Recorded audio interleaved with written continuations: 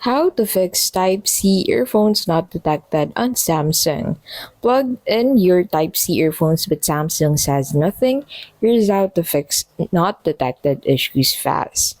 Type-C earphones may fail after updates, thus in port or software glitches. So the first thing you can do is to check the port for dust or lint. Use a soft brush or compressed air to clean it carefully. Second is to restart and safe mode. Restart your phone if still not detected. Boot into safe mode to rule out third-party apps interfering. Third is to reset settings. So on your settings, head over into the additional settings tab and then in here, go ahead and look for this factory reset button. So you can go ahead and reset your device to check if other files were causing this issue. And last is to update software and apps. So check for system updates and update Samsung Sound Assistant or USB related apps. Compatibility patches often fix detection issues.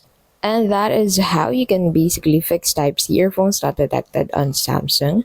Most Samsung Type-C earphones issues are fixed by cleaning the port, reset settings, and updating software.